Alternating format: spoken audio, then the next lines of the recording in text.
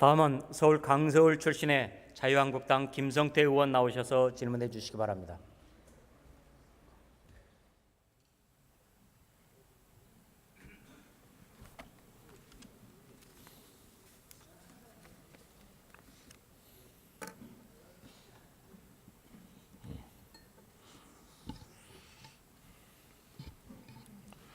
존경하는 국민 여러분, 심재철 부의장을 비롯한 선배 동료 의원 여러분, 서울 강서울 출신 김성태 의원입니다.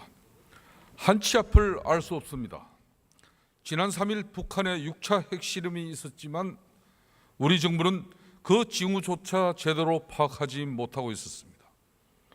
북한은 성큼성큼 핵보유국 지위를 확보해 가고 있지만 우리 정부는 여전히 손가락만 빨고 있는 신세입니다. 개탄하지 않을 수 없습니다. 고공행진을 하는 지지율에 취해 문재인 정부가 신선 노릇만 하고 있었던 것은 아닌지 한심스럽기 거지없습니다.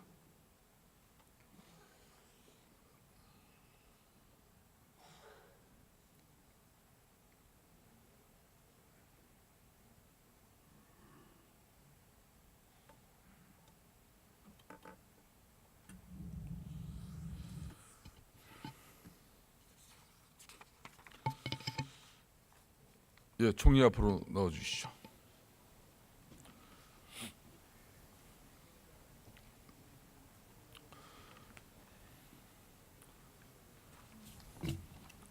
총리, 요즘도 문재인 대통령께서 운전대 잡고 있습니까? 한반도 평화 운전자를 자처했는데 예. 운전대를 잡기는 제대로 잡았습니까? 답변 한번 내보세요. 그 6월에 발표된 한미 공동 성명을 보면요, 한국의 주도를 인정한 게 두 군데가 나옵니다. 하나는 한미 연합 방위 능력 제고, 또 하나는 평화통일 환경 조성, 그 두 군데가 나옵니다. 핵 문제에 관해서는 그런 언급이 없습니다. 운전대론이 확대 해석되고 있다라고 저는 생각을 하고요. 이 상황을 한국의 입장에서 최선을 다해서 관리하고자 노력하고 있다, 이 말씀을 드립니다. 자, 총리, 운전대라는 것은 북한의 핵미사일 도발로부터 대한민국 대통령이 주도적인 역할을 통해서 김정은의 저런 미친 강기 어린 내용을 잡아내야 된다는 그런 이야기 아니겠습니까? 그 당시 한미 노무현 정부 때도 동북아 균형자 한다고 했는데 네. 무슨 균형을 그때도 잡았습니까? 한미 동맹만 망쳐놓지 않았습니까? 그러니까 햇볕 정책도 동북아 균형자도 얻은 게 뭡니까?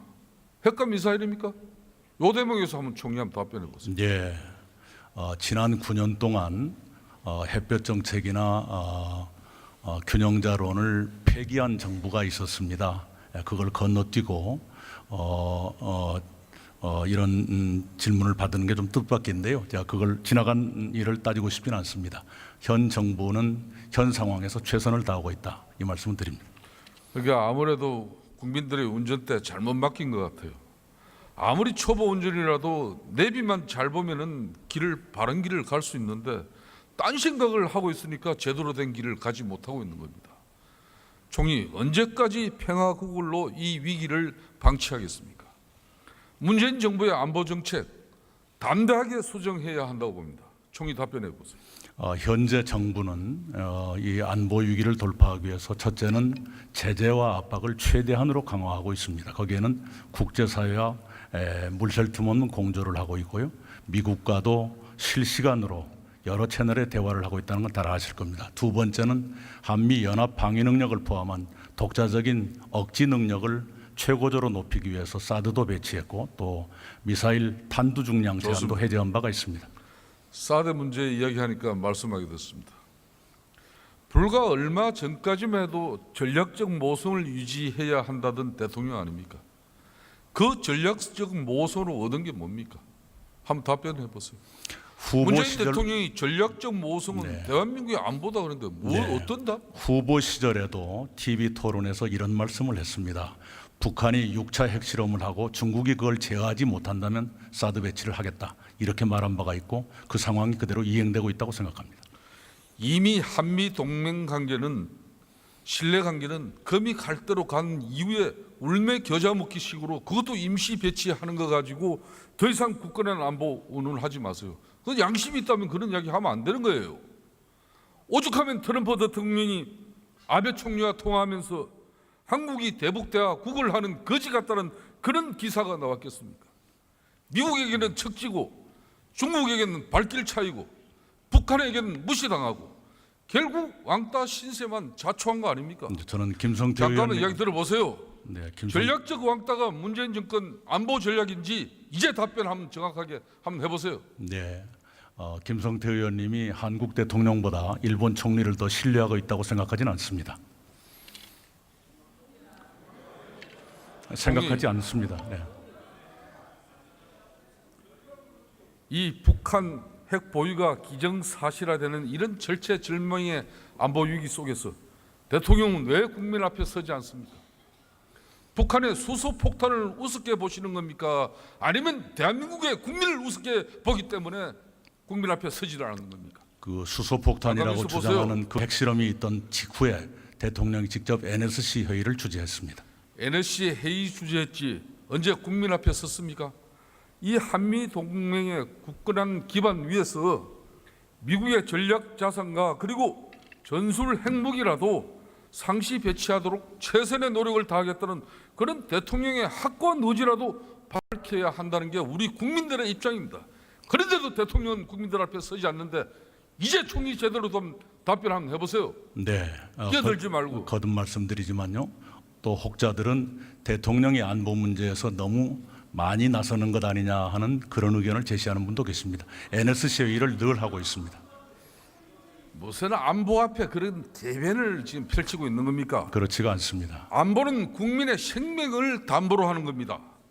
결코 쉽고 가볍게 이게 접근할 수 있는 사안이 아니에요. 총리 정황판 한번 봐주세요. 네, 대한민국 국회에 6인조 사드 밴드가 있다는데 알고 계십니까?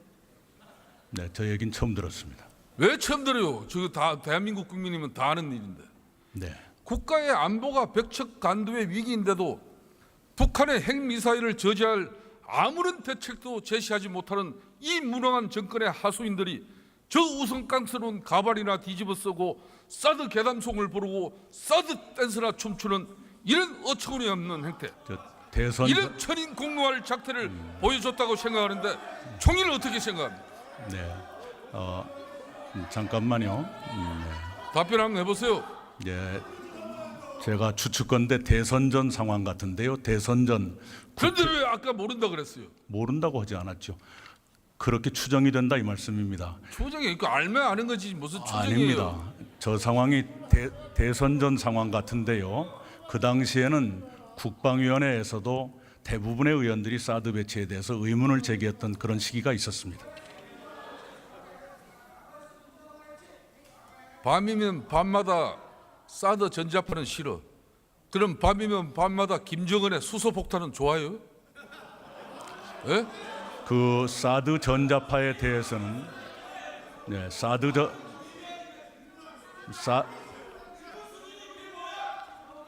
이건 나라의 안보를 조롱하는 일입니다. 제 답변할 시간을 주시기 바랍니다. 사드 전자파 불안에 대해서는 정부가 환경 영향, 소규모 환경 영향을 평가를 해서 그런 우려가 없다고 발표한 바가 있습니다. 총리, 이건 나라의 안보를 조롱하는 일입니다. 국민 앞에 엎드려 석고대죄해야 할 그런 일이에요. 어떻게 대한민국 국회의원 자가 국가 안보를 조롱할 수 있단 말입니까? 지난 일이지만은 두 번 다시는 안보 가지고 장난치지 말도록 총리께서 앞장서 주세요. 네, 저도 그렇게 부탁을 드립니다. 총리, 네, 지난 8월 25일 민주당 워크숍에서 네, 나온 언론 장악 업무 문건입니다. 공영방송을 찍어내고 또 공영방송을 장악하려는 시나리오를 완벽하게 준비하였습니다.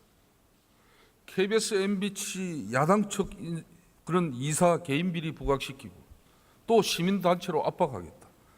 맹색이 대한민국 집권당이 이런 엄습한 이런 업문학 꾸미는 그런 정당입니까?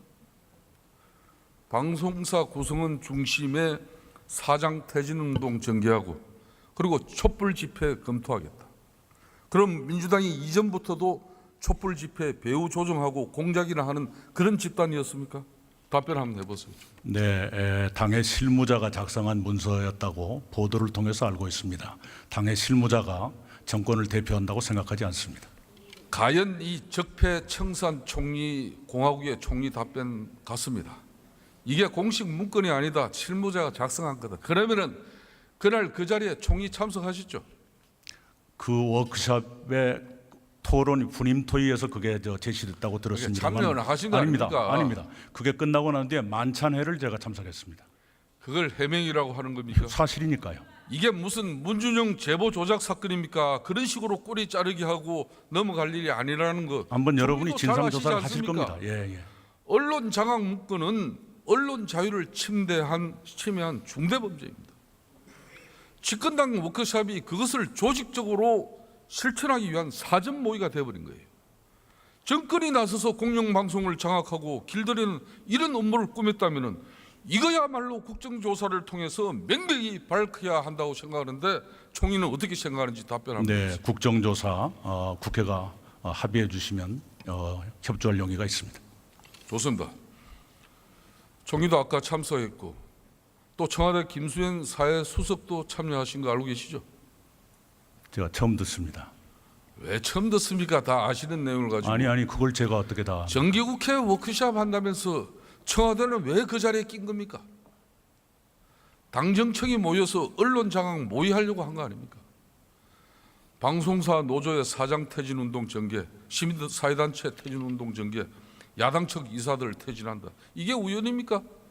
그 어느 것 하나 빠지지 않고 착착 지금 맞아 들어가고 있는 거예요. 정말 총리께서도 언론인 치술이니까 잘 아실 건데 정권의 입맛에 맞지 않는다고 이렇게 언론을 때려잡아도 되는 겁니까? 그리고 이런 식으로 민주주의 후퇴하는 게 과연 촛불 민심을 받던 문재인 정권입니까? 답변 한번 해보세요. 네, 언론은 장악될 수도 없고 장악되어서도 안 됩니다. 언론이 어떻게 장악될 수 있겠습니까? 오히려 그걸 시도한 그런 과거가 있다면 청산돼야 한다고 생각합니다. 총리, 안보는 무능, 정책은 포퓰리즘. 문재인 정부를 이렇게 한마디로 정의하자면은 이렇게 정의할 수 있을 것 같은데 어떻게 보십니까? 네, 규정의 자유는 있습니다. 그러나 저는 그렇게 생각하지 않습니다. 탈원전, 문재인 케어, 건강보험 보장성 확대, 400 월급 인상, 기초연금 인상, 최저임금 인상, 그리고 비정규 제로. 대통령 말 한마디 되면 안 되는 게 없습니다. 일단 쓰고 보자는 연로족이 따로 없습니다. 나라 국간이 그들 나든 말든 캐세라 쉐라가 따로 없습니다. 고용노동부는 방송장악부, 산업자원부는 신고리 철거부, 국방부는 사드 임시배치부. 절차도 논의도 필요 없습니다. 이건 내용을 떠나서 절차적 민주주의마저 훼손한 행위라고 보고 있는데 대통령이 무슨 산타클로스 할배라도 됩니까? 이건 입만 뻥끗하면은 몇 조에서 수십 조를 풀고 있으니 자신들이 감당하지도 못하면서 이래도 되는 것인지 총리 한번 답변 한번 해보세요. 예, 우선 탈원전은요 대선 때 5개 주요 정당 가운데 4개 정당 후보가 공약을 했습니다. 그리고 복지 정책 중에 아동수당 신설, 기초연금 인상, 부양의무제 폐지 5개 정당 모두 공약을 했습니다. 문재인 정권이야말로 최순실 국정농단의 가장 큰 수혜자입니다. 이런 식으로 선심성 인기 영합적 포퓰리즘을 남발을 해서는 안 된다는 거 명심하십시오. 최순실 국정농단에 큰 짐을 떠안은 것을 저희들도 불행으로 생각합니다. 어떻게 수혜자일 수가 있겠습니까? 끝으로 계엄 문제에 대해서 여쭙겠습니다. 지난 30년간의 87년 체제를 이렇게 되돌아보면은 현행 헌법에 권력 구조는 결국 제왕적 대통령이거나 포퓰리즘 독재 둘 중 하나의 경우로 이렇게 기결되는 경우가 많았어요. 이 포퓰리즘 독재로 빠져들기 쉬운 구조에 지금 딱 문재인 정권이 들어앉아 있습니다. 이 제왕적 대통령의 권한을 내려놓는 구체적인 개헌안을 정부적인 차원에서 또 청와대와 함께 준비하고 있는지 한번 답변해 보세요. 현재 정부는 개헌안을 준비하고 있지 않습니다. 국회 개헌특위가 준비하고 계시는 걸로 알고 있고 잘 되어서 내년 6월 지방선거 때 개헌 투표가 이루어지길 바랍니다. 국민 위에 군림하는 제왕이 나와서도 당연히 안 되지만 문재인 대통령처럼 이 국민의 눈치만 살피는 그런 포퓰리스트도 나와서는 결코 안 됩니다. 개헌에 대한 문재인 대통령 대선 공약은 지켜지는 겁니까? 대선 공약은 선후 완급을 가려가면서 이행하고 있습니다.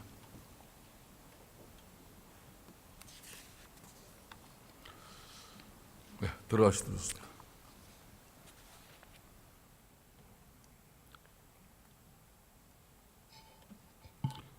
문재인 정부에 경고합니다. 적폐청산이라는 미명하에 시민사회, 노동조직 앞세워서 인민재판하지 마십시오.